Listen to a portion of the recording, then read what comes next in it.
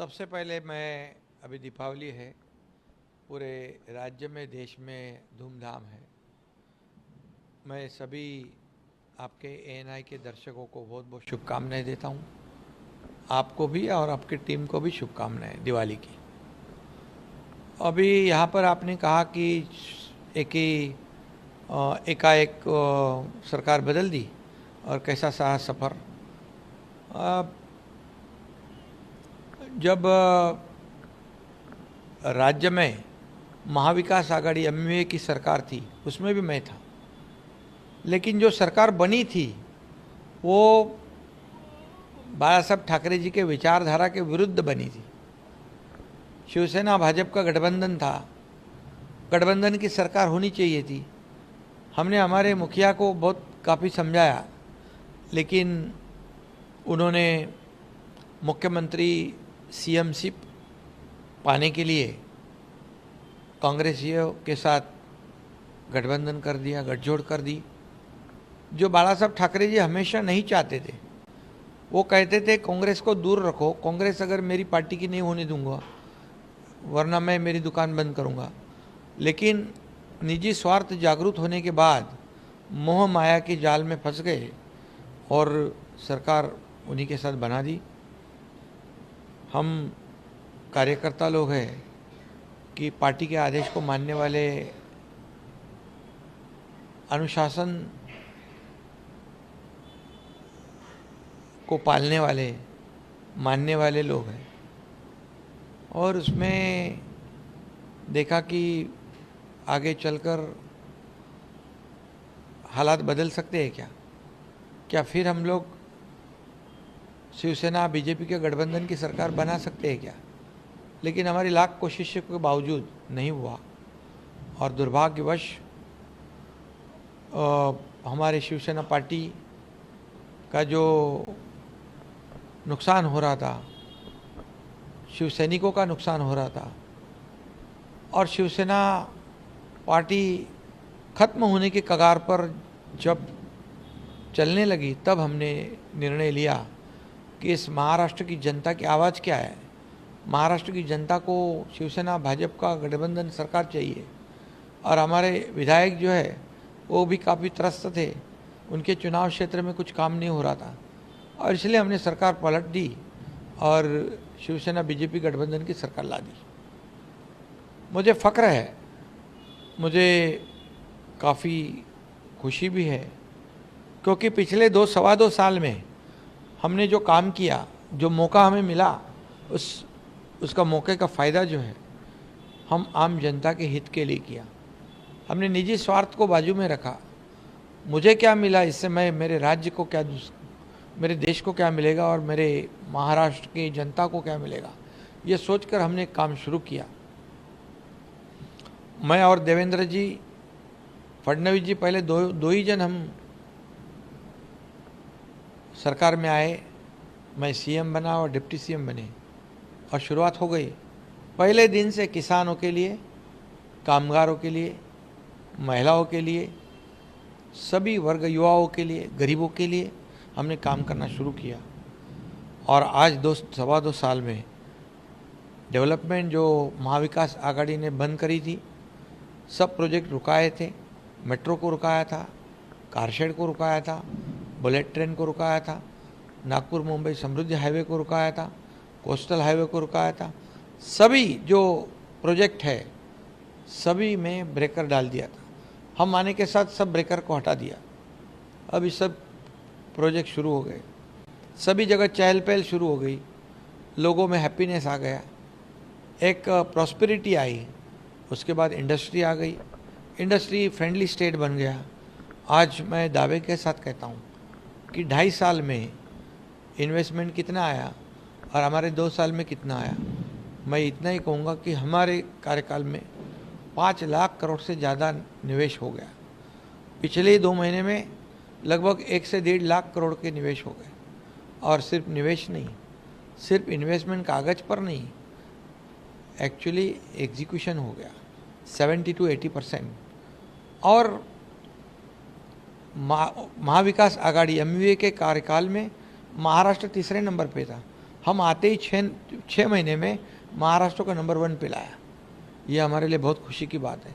आज महाराष्ट्र जीडीपी में फर्स्ट है, आज महाराष्ट्र एफडीआई में फर्स्ट है, आज महाराष्ट्र जीएसटी में फर्स्ट है, आज महाराष्ट्र क्लीनलीनेस पे फर्स्ट है, और आज कल्याणकारी योजना जो है, वेलफेयर स्कीम जो है, ये मुख्यमंत्री मेरी लाडली बहना योजना है, मुख्यमंत्री युवा प्रशिक्षण योजना, अप्रेंटिसशिप वाली योजना है, जो स्टाइपेंड देने वाली योजना है, लड़कियों को मुफ्त में हायर एजुकेशन देने वाली योजना, डॉक्टर वकील इंजीनियर बनना है वो योजना है, सभी योजनाएं हमारी शुरू है। मुझे काफ़ी खुशी है कि 2 साल में हमने बहुत कुछ करने की कोशिश की है। सर 24/7 आपका अगर बिना रुके बिना थके लगातार काम करते हैं, कोई छोटे से छोटा त्योहार का कहीं भी कहीं चौल में जाना हो या बड़ी जगह जाना हो, आप कहीं भी नहीं रुकते, आप हर जगह जाते, ऐसे लोकप्रिय नेता के रूप में आप उभरे हैं इन सालों में। और आप अगर विपक्षी पार्टियों की बात की जाए तो आपको कहीं ना कहीं कठपुतली कहा जाता था कि आप एक कठपुतली की तरह है, आपको उस तरीके से प्रयोग किया जा रहा है, लेकिन वही जनप्रिय नेता कैसे हो? मुझे इस बात की खुशी है कि 2 साल में जो हमने हार्ड वर्किंग की है उसका एप्रिसिएशन खुद हमारे देश के आदरणीय प्रधानमंत्री मोदी जी ने किया है। उन्होंने कहा है, एक बहुत ही मेहनती, ईमानदार और जवान देके जवान को, कमिटमेंट को मानने वाला एक कार्यकर्ता। अमित भाई भी हमारे साथ पीछे खड़े हैं, उन्होंने भी काफ़ी हमें सहयोग किया। मोदी जी महाराष्ट्र में आते समय बहुत खुश रहते, क्योंकि हमारा काम देखकर वो आने के बाद हमें भी खुशी होती है कि महाराष्ट्र में मोदी जी आते हैं तो महाराष्ट्र को कुछ ना कुछ देख के जाते हैं। आज केंद्र और राज्य सरकार एक ही विचारधारा वाली दोनों पार्टियां हैं। राज्य भी एक विचारधारा, केंद्र भी विचारधारा, ये डबल इंजन की सरकार जो हमारी है उसकी वजह से हमें काफ़ी फ़ायदा हुआ है।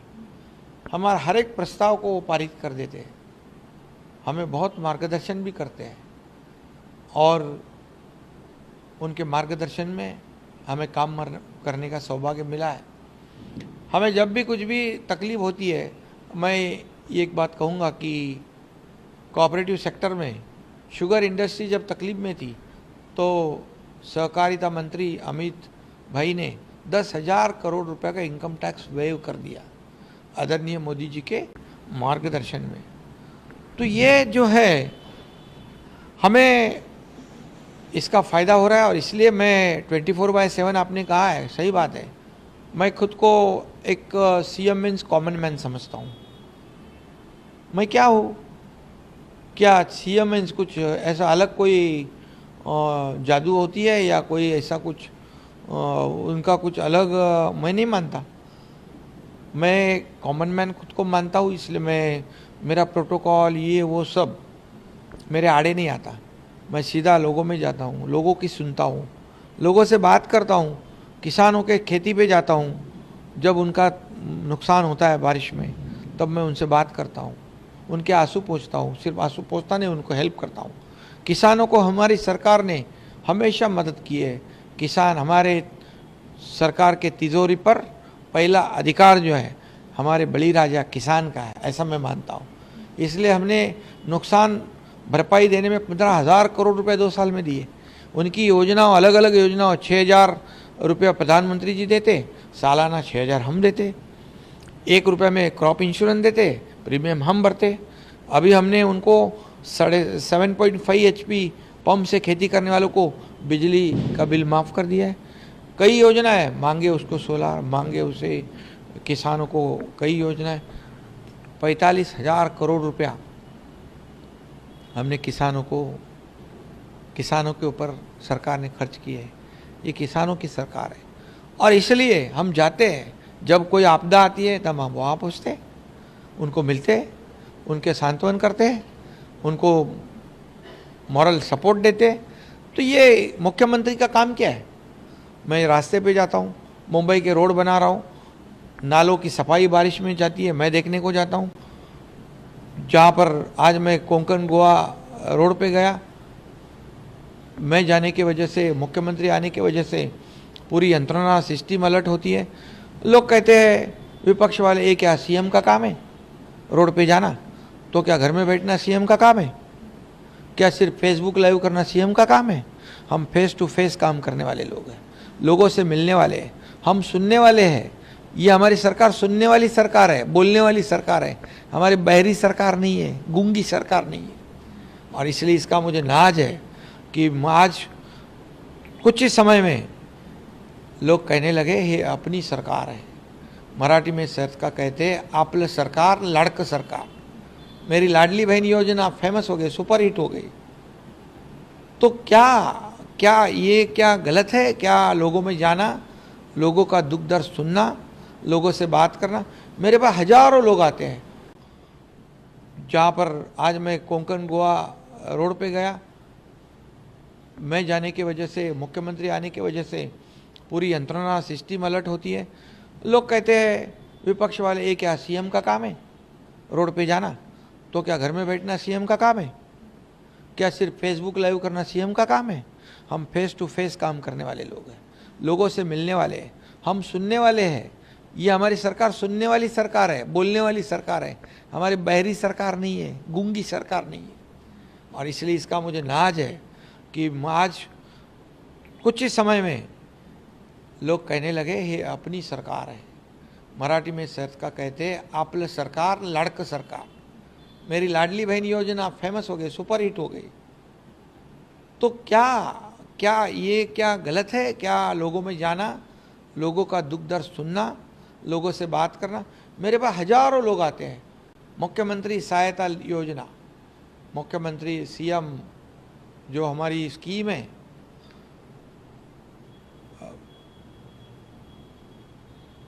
उसमें 350 करोड़ रुपया 2 साल में हमने दिए। पिछले सरकार ने सिर्फ 2 करोड़। क्या ये पैसे किसके हैं? ये लोगों के पैसे हैं।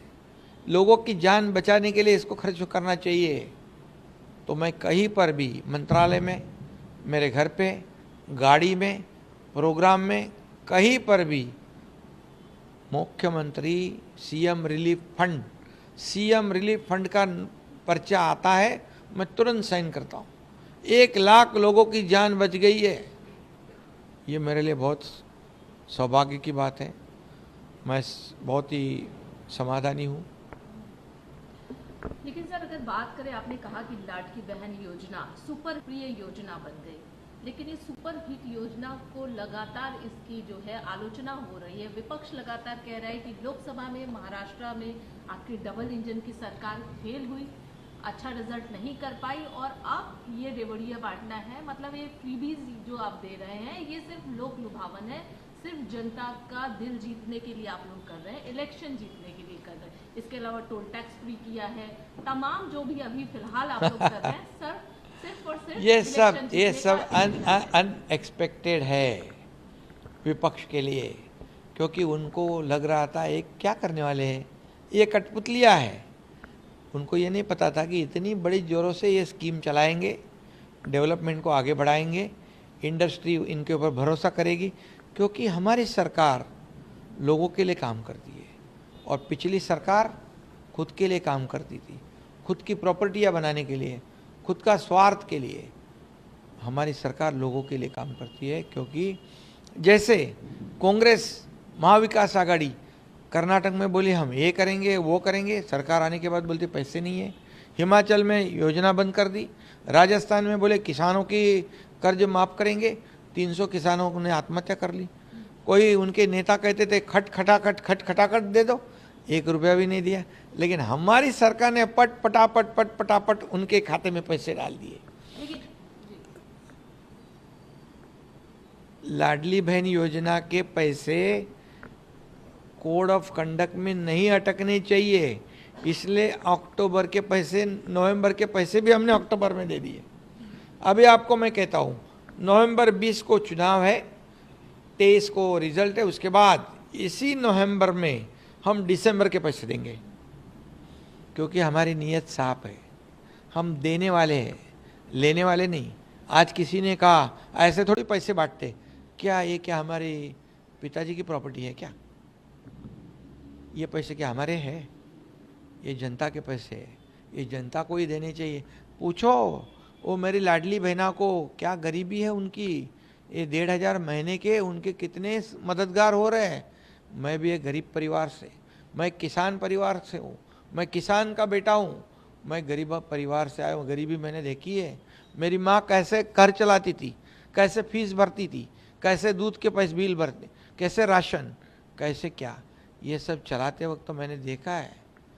मेरी पत्नी मेरा कैसे घर चलाती थी।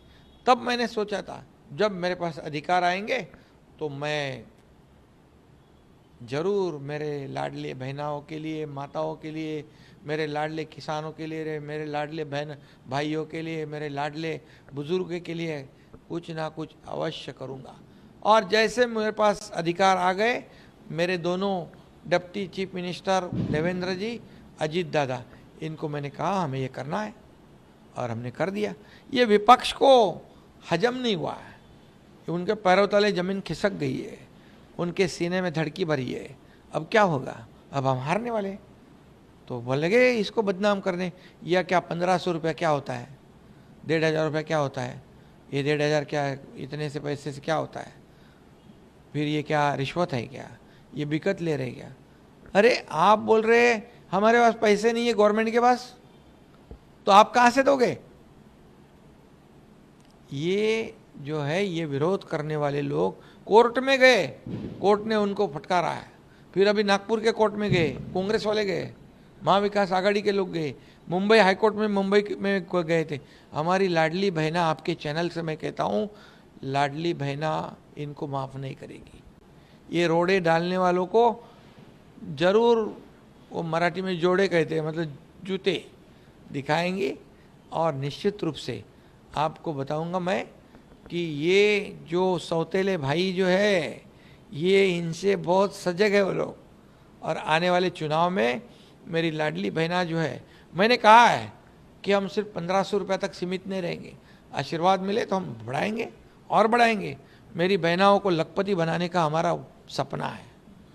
ये देने वाली सरकार है, ये मेरा चैलेंज है और हम करके दिखाएंगे।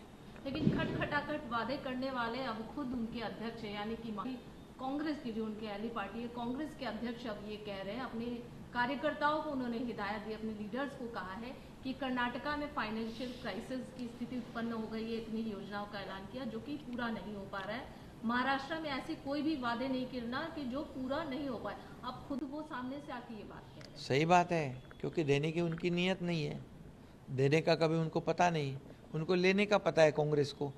और उनको ये मालूम है, एक बार राजीव गांधी ने कहा था, राजीव गांधी जी ने कहा था केंद्र 1 रुपया देता है तो जो एंड यूज़र है जो उसको 15 पैसे मिलते हैं। मतलब करप्शन कितना है? 85%। हमारे मोदी जी 1 रुपया भेजते तो पूरा 1 रुपया बंदा हमारे डीबीटी में जाता है। तो उन्होंने देना सीखा नहीं है। और दूसरी बात, हमने पूरा आरबीआई, केंद्र सरकार सबकी गाइडलाइन फॉलो की है। हमने जीडीपी के 25% लोन उठा सकते हैं, हमारा लोन 17.5 है। हम एफआरबीएम के 3% से अंदर है। हर गाइडलाइन को हम फॉलो करते हैं, कोई वायलेशन हमने नहीं किया है। इसलिए हम पूरे साल का बजट इनके लिए रखा है, इसलिए ये योजना बंद नहीं होगी। मैं कहता हूँ कोई भी माइका लाल आवे, ये मुख्यमंत्री लाडली बहन योजना बंद करेगा नहीं, बंद होगी नहीं, हम बंद होने नहीं देंगे। अभी क्या बोलते हैं, जितनी योजना की उसकी इंक्वायरी करेंगे, ये बंद करेंगे, चौकसी करेंगे, और जिन्होंने जो दोषी पाए उनको जेल में डालेंगे। मतलब हमने शुरू किया, हमारे को जेल में डालेंगे, सबको जेल में डालेंगे। क्या उनको इसका मतलब है ये लाडली बहना के वजह से बहुत वो उनको हजम नहीं हुआ है, वो तितर बितर हो गए हैं। और इसलिए हमारी लाडली बहना इस चुनाव में उनको घर में बिठाएगी। सर, आप लोगों पर एक और आरोप लगा कि आप लोग पुलिस तंत्र का चुनाव आयोग भी कहीं ना कहीं आप लोगों का साथ दे रहा है। विपक्ष के नेता संजय राउत का बयान आया कि आप लोगों ने 2019 में डीजीपी के माध्यम से बाकायदा जो है रश्मि जी के माध्यम से आप लोगों ने फोन टैपिंग करवाई, शरद पवार का फोन टैप करवाया, नाना पटोले का फोन टैप करवाया, फडणवीस जी को जानकारी दी। इस तरीके से तोड़ मरोड़ की सरकार बनी। अभी इस समय इलेक्शन के समय जब हम उन्हें चेंज करने के लिए कह रहे हैं तो चेंज नहीं किया जा रहा है। चुनाव आयोग भी ये कह रहा है झारखंड में बदल सकता है, तो यहाँ क्यों नहीं बदल सकता? विपक्ष ने हमेशा जब फैसला उनके बाजू से आया तो चुनाव आयोग अच्छा, फैसला उनके बाजू से आया तो कोर्ट अच्छा, फैसला उनके खिलाफ गया, फैसला उनके बाजू से आया तो ईवीएम मशीन सही बात। जब वो जीतते हैं तो बोले ईवीएम मशीन बराबर है, जब हारते बोले ईवीएम मशीन खराब है, चुनाव आयोग खराब है। न्यायालय के ऊपर भी आरोप लगाते हैं, उनको भी मार्गदर्शन करते। और अभी तो वोटर लिस्ट पे भी उन्होंने कुछ तो आक्षेप लिया है। जब उनको उनके बाजू से आता है फैसला तो वो यंत्रणा अच्छी, जब उनके खिलाफ जाता है तो यंत्रणा झूठी। ये आरोप लगाने की बात है। जब उनको हार दिखती है, उनको पता चलता है हारने वाले हैं, तो बहाना तो चाहिए, वो बहाना पहले से बनाते हैं। सर, महायुति में अगर सीट शेयरिंग की बात करें तो कई नेता जो उनको मनाने के लिए आप लोगों का क्या प्रयास चल रहा है? मीटिंग भी लगातार आप लोग कर रहे हैं, किस तरीके का प्रयास चल रहा है, कैसे? महायुति में देखिए, ये चुनाव जब होते हैं तो हर पार्टी के कार्यकर्ता को लगता है कि उम्मीदवारी मिलनी चाहिए। ये कोई गलत बात नहीं है, गैर बात नहीं है। कार्यकर्ता काम करता है, जरूर उसको लगता है, लेकिन जब हमारी पार्टी महायुति निर्णय लेती है तब हमारे कार्यकर्ता कोई भी बगावत नहीं करता है और वो सहयोग करता है। इसलिए महायुति में कोई अनबन नहीं है। जो दो चार जगह पर आगे पीछे वो भी सलट जाएगा। महायुति पूरी मजबूती से ये चुनाव को सामने जा रही है, काम के बलबूते पर। 2 साल का काम हमारा, 2.25 साल का, 2.5 साल का उनका। चलो, रिपोर्ट कार्ड देने वाली हमारी सरकार है। रिपोर्ट कार्ड देने वाला भी हिम्मतबाज होता है, हिम्मत लगती है, काम किया होना चाहिए तब रिपोर्ट कार्ड बनता है। मैं कहता हूँ दावे के साथ, उन्होंने कहना चाहिए 2.5 साल में हमने ये काम किया। हम कहते हैं 2-2.25 साल में हमने ये काम किया। होने तो दूध का दूध, पानी का पानी। नवाब मलिक पर आपकी क्या रिएक्शन है? क्या, क्योंकि बहुत ज्यादा नाराज दिखी और स्टैंड क्लियर कर दिया। हालांकि आपके शिवसेना, आपके गुट के भी तमाम नेता सामने आए, उन्होंने भी बोला कि हम बिल्कुल नवाब मलिक के पक्ष में नहीं है। आपका क्या स्टैंड? हमारी भूमिका पहले से वही थी, वही है। हमारा तो कैंडिडेट भी खड़ा है उधर। तो आप लोगों की क्लियर है स्टैंड? क्लियर पहले जो था वो आज भी है, क्योंकि हम बाला साहब ठाकरे जी के विचारधारा वाले हैं, आनंद दिघे जी के विचारधारा वाले हम हमारा स्टैंड नहीं बदलते। तो आपको लगता है अजीत पवार इसमें पीछे स्टेप ले लेंगे? क्योंकि उन्होंने खुद कहा है आज कि 4 तारीख को पिक्चर जो है वो क्लियर। ठीक है ना, 4 तारीख को देखते हैं। अजीत पवार हमारे साथी है, सहयोगी है, हम सहयोग से काम करते हैं एक दूसरे की मदद से। सर, आपकी एक नेत्री शाइना जी हैं जो कि मुंबा देवी से कंटेस्ट कर रही हैं, उनके ऊपर जिस तरीके से अपशब्द का प्रयोग किया यूबीटी के लीडर ने, उस पर आपकी क्या प्रतिक्रिया है, क्या कहेंगे? बहुत ही दुर्भाग्यपूर्ण बात है एक बहन के बारे में ऐसी बातें करना। ये बहुत ही निंदाजनक है। इसकी कितनी निंदा करें उतनी कम है। बाला साहब ठाकरे जी के विचार वाले कहते हैं, और विचार कैसे है देखो। बाला साहब ठाकरे जी अभी रहते तो सही में मुंह तोड़ देते। मैं इतना ही कहूँगा, इनकी फितरत ही है ऐसी। हम गुवाहाटी में तब भी ऐसे ही उन्होंने बदनाम किया था हमारे महिलाओं को, हमारे बहनों को। अभी सारी बहनें ये आने वाले चुनाव में ऐसे जो बहनों का अपमान करने वाले लोग हैं उनको सबक सिखाएंगे, जरूर सबक सिखाएंगे।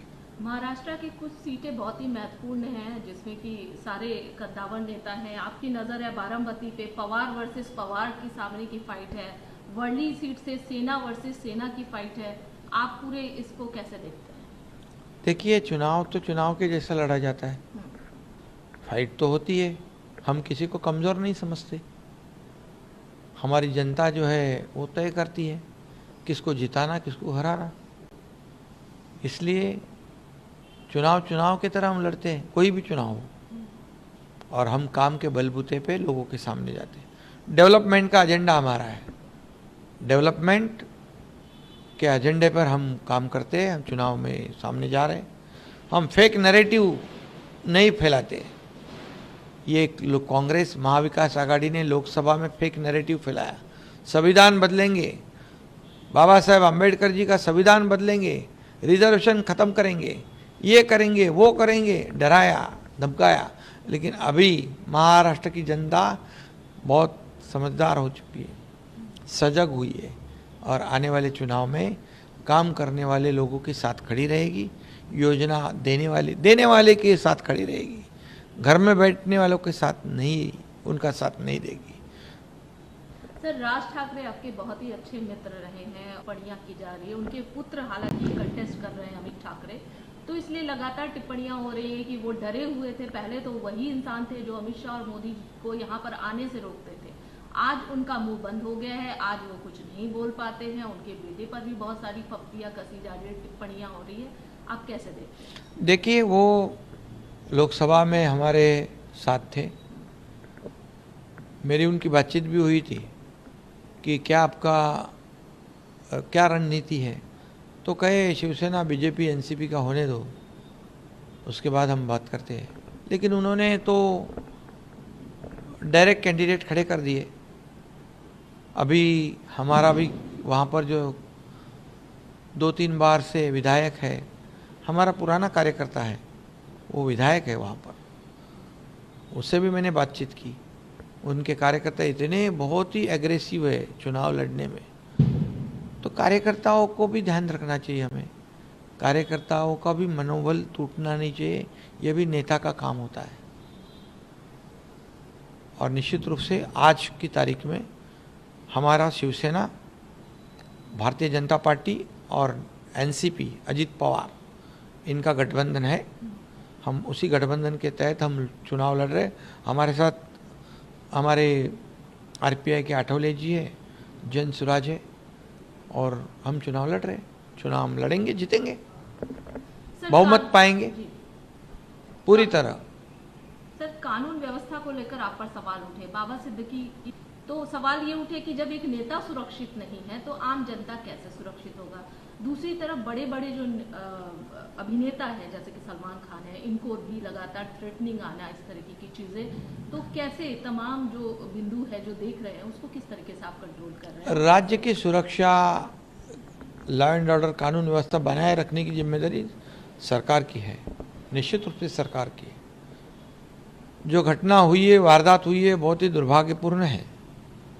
लेकिन जिन्होंने ये घटना की है, जो गुनाहगार है, उनको कई लोगों को हिरासत में लिया है, और इस घटना के रूट तक सरकार जाएगी, गृह विभाग जाएगा, और जो भी है इसमें उसको बख्शा नहीं जाएगा, उसके ऊपर कड़ी कार्रवाई की जाएगी। एक अंतिम सवाल सर, 2024 विधान जनता किस पर विश्वास करे? क्योंकि महाराष्ट्र में पहले शिवसेना जो स्ट्रांग एक पार्टी थी 2 गुटों में बढ़ी, एनसीपी 2 गुटों में बढ़ गई, महायुति हो गई, महाअगाड़ी हो गई, पार्टियां अलग हो गई, सबके अलग अलग आइडियोलॉजी हो गए। तो जनता को सबने अपने अलग अलग वादे की, अब जनता जाए तो जाए कहाँ, किस पर विश्वास करे? और अगर महायुति पर विश्वास करे तो उसकी क्या वजह? काम, डेवलपमेंट, राज्य का विकास, आम आदमी के जीवन में परिवर्तन, यही तो हमारी सरकार ने किया है। इसलिए जो काम करेगा, जो इस राज्य का विकास करेगा, उसी के साथ जनता जाएगी। और मुझे पूरा भरोसा है, पूरा विश्वास है कि आने वाले चुनाव में, क्योंकि लोकसभा चुनाव में शिवसेना ने प्रूव किया है, उबाटा जो है यूबीटी, उससे हम 13 जगहों पर लड़े थे सामने सामने, हम 7 जगह चुन कर आए। उनके जितने भी गढ़ थे, वो हमने तोड़ दिए, ध्वस्त हो गए, जनता ने तोड़ दिए। और जो ओरिजिनल शिव सैनिक है, वोट शेयर है, वो धनुष बाण के पास आया है, शिवसेना के पास आया है। तो इस चुनाव में भी उसी की पुनरावृत्ति होगी और महायुति पूरी ताकत से मेजॉरिटी पाएगी। और आप ही के नेतृत्व में एक बार फिर से सरकार चलेगी, आप ही होंगे मुखिया, आप ही होंगे सीएम दोबारा से? अभी तो मैं यहाँ टीम का लीडर हूँ, हमारी टीम काम कर रही है। हमारे पास कोई ऐसा नहीं है कि ये पहला नंबर, ये दूसरा नंबर, ये तीसरा नंबर। हमारे पास हम टीम बनकर काम कर रहे हैं और सामने मुझे बनाओ, मुझे बनाओ, मुझे बनाओ, मेरा चेहरा बनाओ, मेरा चेहरा बनाओ, ये क्या चल रही है। इसलिए मैं आपको बताऊंगा, हमारे में कोई रेस नहीं है, कोई कंपटीशन नहीं है। हमारा टारगेट है, हमारा लक्ष्य है महायुति की सरकार लाना, महायुति मेजॉरिटी से लाना और राज्य का विकास करना, आम जनता को उनके जीवन में बदलाव लाना। लेकिन मुखिया का फेस तो एक ही होगा ना? हम 3 लोग हैं ना, टीम है हमारी, टीम वर्क है। तो 2 छोटे मुखिया होंगे, एक बड़े मुखिया ऐसा होंगे, हम छोटे बड़े समझते नहीं। एक चीफ मिनिस्टर, आप डिप्टी चीफ मिनिस्टर। आप देखिए, आप दोनों डिप्टी चीफ मिनिस्टर से पूछिए, हमने कभी फर्क नहीं किया है। हमारा एक दूसरे के प्रति बहुत ही आदर सम्मान है। और देखो, पद और ओहदे से क्या होता है, ये कोई परमानेंट होता है क्या? एक दूसरे के प्रति रिस्पेक्ट होता है, एक दूसरे के प्रति जो आदर सम्मान होता है, ये बहुत बड़ी बात है। और हमारा क्या है, हमारा कहाँ नंबर है? आज पॉपुलैरिटी में कहते हैं कि मुझे कोई कह रहा था कि नंबर 1 पे एकनाथ शिंदे। अरे ये कौन देता है? ये जनता करती है सब, हम कौन होते हैं? और इसलिए हमारे में कोई कंपटीशन नहीं है। हमारा सिर्फ एक ही मकसद है, इस राज्य में महायुति की सरकार लाना और अगले 5 साल इतना काम करना, इतना काम करना कि लोग याद रखें, केंद्र सरकार, मोदी जी के आशीर्वाद हमारे साथ है और केंद्र सरकार की मदद हमें मिलेगी, सहयोग मिलेगा और हम राज्य को यूँ आगे लेके जाएंगे। अगला 5 साल में 25 साल का काम करेंगे। सर, बहुत बहुत शुभकामनाएं आपको और हमें उम्मीद है कि जनता की सेवा आप लगातार करते रहें। महायुति की सरकार आप जैसे कह रहे हैं कि बननी चाहिए और आपने जो तर्क दिया तो बनेगी। आपको ढेर सारी शुभकामनाएं के साथ बहुत बहुत धन्यवाद। धन्यवाद, थैंक यू सो मच। है और लगातार यही सुनने में आता है कि आप पीएम के एक फेवरेट सीएम में से एक है, आपको बहुत मानते हैं, चाहे वो मिनिस्टर हो वो भी आपको बहुत पसंद करते हैं। इस पसंद के पीछे वजह क्या है? मैं भी पीएम साहब को बहुत मानता भी हूँ, प्रेम भी करता हूँ, पसंद भी करता हूँ, क्योंकि वो भी बहुत मेहनत करते हैं। एक दिन भी 10 साल में छुट्टी नहीं लेने वाला पीएम, अपने करतूत के वजह से पूरे दुनिया में हमारे देश का नाम रोशन करने वाला पीएम मोदी जी, हमारी अर्थव्यवस्था को नया आयाम, नई ऊंचाई देने वाला पीएम मोदी जी। और उनको भी ऐसे ही लोग अच्छे लगते हैं जो मेहनत करते हैं। एक आम आदमी, सर्वसामान्य परिवार का एक व्यक्ति इस देश का प्रधानमंत्री बनता है, ये हमारे लिए बहुत फक्र की बात है। और मंत्री जी भी हमारे जो है केंद्रीय, अमित भाई है, काफ़ी मंत्री जी है, सभी लोग काम करने वाले के पीछे रहते हैं, मेहनत करने का काम हम करते हैं, शाबाशी देने का काम पीएम करते हैं। मतलब जो काम करता है उनकी सराहना होती है और यही वजह है कि आप, यही वजह है बस।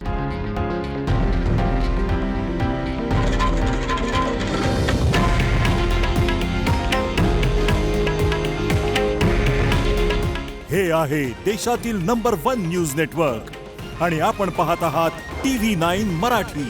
काळजी तुमची, हित महाराष्ट्राचं।